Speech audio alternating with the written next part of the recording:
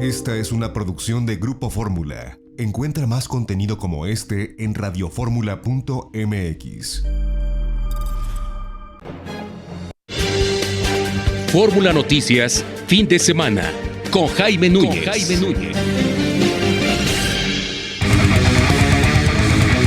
Así piensan los mexicanos. Bueno, ya de vuelta, ya estamos de regreso a las 7 de la mañana con 38 minutos. Este sábado y hoy vamos a platicar nuevamente, ya por tercera ocasión, tercera o cuarta, ya perdí la cuenta, van varias, con Adrián Villegas del Gabinete de Comunicación Estratégica. Creo que tú sí las traes muy bien contadas, Adrián. ¿Cuál es la tercera, verdad? Sí es, exactamente, definitivamente. Muchas gracias por la oportunidad, Jaime. Muchas gracias. Oye, Adrián, la semana pasada ya abordamos largo y tendido lo que tienen que ver con las encuestas, las elecciones y todo. Dabas un primer paso en el análisis de lo que sucede cuando los partidos políticos o los candidatos utilizan las encuestas a su favor, pues para generar mejores perspectivas o expectativas, y también cómo pues también las usan en contra de sus adversarios. Y ahora nos vas a hablar de esta, tú lo titulas, el arte y la técnica de agregar encuestas electorales y salir airoso de este lance. ¿Cómo interpretamos eso, Adrián? ¿Y cómo lo vemos en números? Porque lo interesante de esta parte tuya es que tú nos ayudas a comprender todo esto a través de los números y pues que ahí los números no mienten.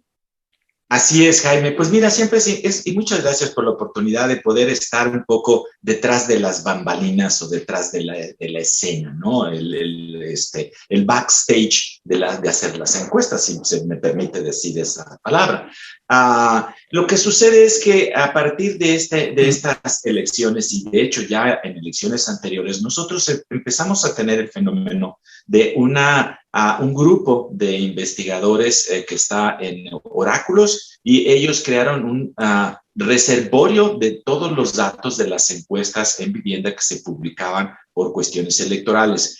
Esto es, ellos empezaron a partir de hacer resguardo de todos los datos de las encuestas, pasaron a hacer un modelo que se llama de agregación. Y este modelo de agregación va muy en el sentido que se ha hecho en otros países, particularmente en Estados Unidos, se hace ya en España, etcétera, de ir agregando datos de muchas encuestas y dándole un sentido que va más allá del promedio de todas las encuestas. Es algo mucho más complejo. Por eso ser un agregador no es cosa menor. Al contrario, es una tarea muy compleja que se abocaron estos colegas de Oráculos, y a mí me parece que lo han venido haciendo muy bien. Sin embargo, para entender de repente por qué hay estas diferencias y que la gente dice, no, ¿cómo fue que en la elección para diputados se estimaron que iba a haber muchísimas más diputaciones para Morena y sus aliados de lo que realmente ocurrió? Y entonces hoy un poco es cómo salir airoso de ese lance,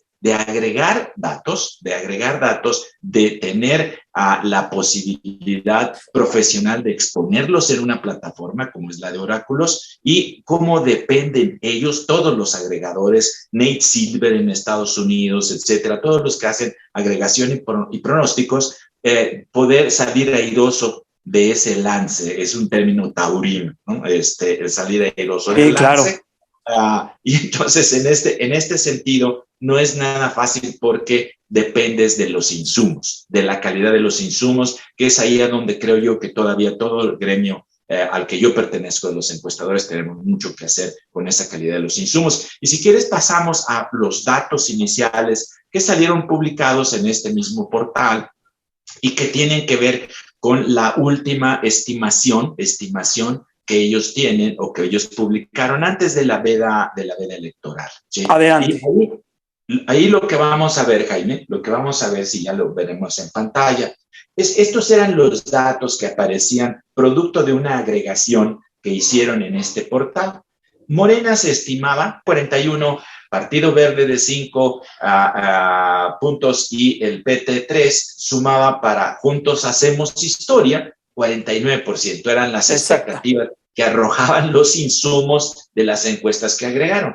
Y por otro lado, va por México, un PAN con 17, un PRI con 17, un PRD con 4, sumaba un 38, una diferencia bastante fuerte, 49-38, que llevó a muchos analistas a decir que Morena realmente iba a tener una gran representación en la nueva Cámara de Diputados. Movimiento Ciudadano con 6 y los partidos pequeños que ahora ya sabemos van a desaparecer, el PES, Redes Sociales Progresistas, Fuerza por México, 2, 2 y 2. Hasta ahí los datos que se tenían con una serie de explicaciones técnicas muy interesantes que aquellos que quieran saber más de las encuestas pueden entrar al portal de Oráculos. Pero nos quedamos con esos datos. A la hora de hacer una comparación en la cual yo tuve que intervenir para poderlos hacer estrictamente comparables, retirando no información, candidatos independientes, etcétera, lo que vemos en la lámina siguiente, Jaime, es cómo quedó, de acuerdo al modelo que dependía precisamente de la calidad de las encuestas que ellos aglutinaron o agruparon. Morena traía 49 que he dicho, PAN, PRI, PRD, 38%, Movimiento Ciudadano un 6% y otros partidos 6%. Tomando el PREP, Jaime, al 99.55% de avance de las elecciones federales, esto es las elecciones para diputados, lo que arrojó el PREP es que la combinación de Morena y sus aliados daba 44.3%, la combinación de PAN, PRI y PRD 41.2%, Movimiento Ciudadano 7.2% y otros partidos 7.3%. A priori, uno dice, bueno, el orden fue correcto, o sea, básicamente el modelo de estos colegas estuvo bien en el orden. Pero, ¿dónde está el asunto que me parece ha venido o ha generado las críticas hacia este tipo de datos y la presunción que se hizo de que Morena y sus aliados iba a tener muchísima más cantidad de curules que las que a final de cuentas obtuvo? Es básicamente en lo siguiente, Jaime. La siguiente lámina nos arroja las diferencias entre primera y segunda fuerza. Aquí está el punto nodal de este asunto. El modelo arrojaba una diferencia entre lo que conseguían el modelo Morena y sus aliados versus PAN y sus aliados, una diferencia de 11 puntos porcentuales. 11 puntos porcentuales. Y el PREP en la realidad solo nos dio 3.1 puntos porcentuales. Esa es la realidad. Entonces uno dice, caramba, esa es una gran diferencia. ¿Dónde están los 9 puntos, no? O sea, ni siquiera el margen de error, ¿no? Porque luego ustedes como encuestadores suman más menos 3 o más menos 2, dependiendo, ¿no? Exactamente. Todos los datos que tiene Oráculos tienen sus propios márgenes de errores. En realidad, el 49% que sumamos y que comentamos hace un momento, podía ser por márgenes de errores alrededor de 51 o podía haber bajado a 39, digamos. O sea, todo esto es cierto. Pero en ese sentido, esa diferencia tan grande de 11 puntos porcentuales versus 3.1 puntos porcentuales de la realidad, hay que explicarla de alguna manera. El fenómeno ya se había notado en la elección pasada, donde hubo una gran cantidad de encuestadores que nunca atinaron en sus cálculos, nunca le revelaron sus cálculos, que Morena iba a ganar por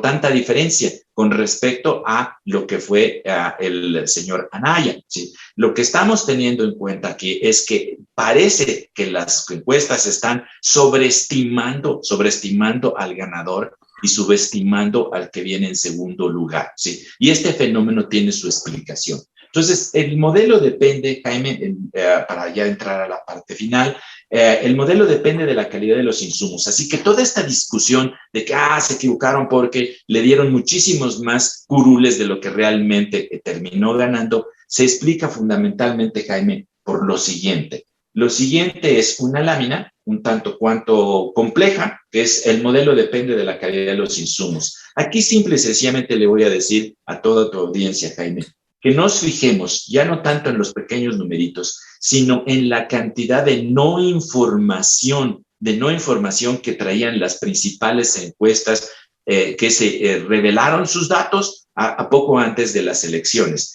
Esa cantidad de no información, Jaime, el problema técnico es que se hace a un lado para generar la votación efectiva, que es lo que mucha gente sigue en las encuestas, la votación efectiva, y toda esa caudal de información desde la no respuesta se redistribuye de manera proporcional entre los votos de quienes sí dijeron que iban a votar de tal o cual manera. Eso infla porque la no respuesta se está asumiendo que se distribuye de la misma manera que aquellos que dijeron sí voy a votar por tal partido o por tal otro partido.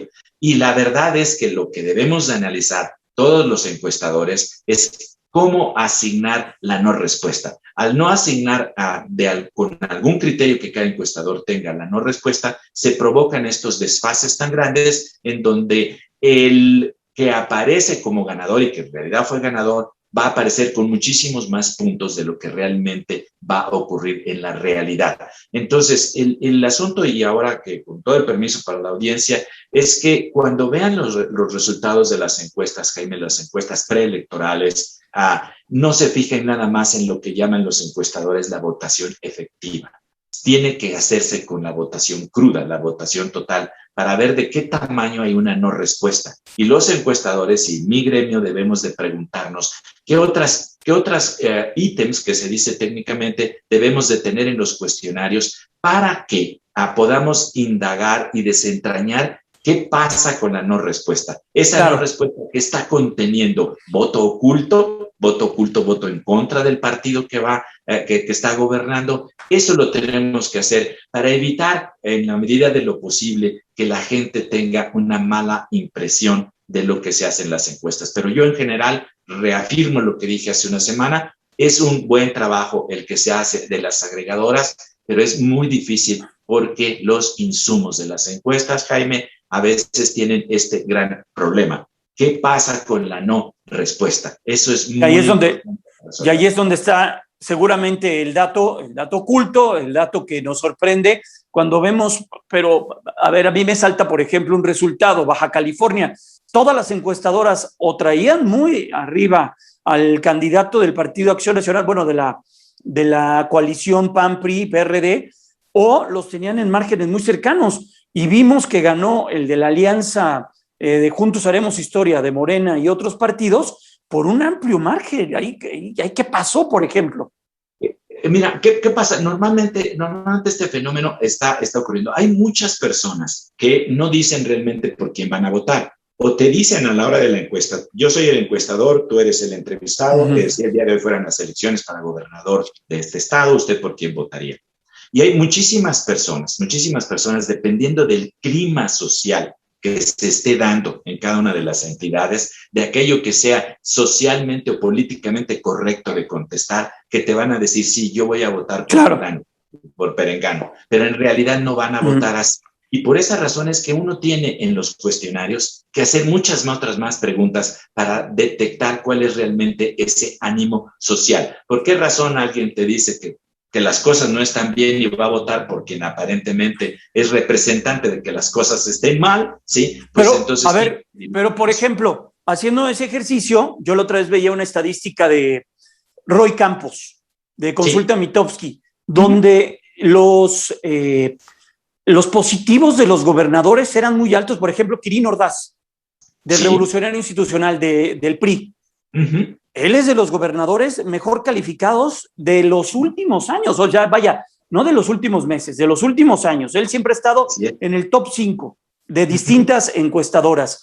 Y su partido pierde, y pierde por una distancia importante. Así es.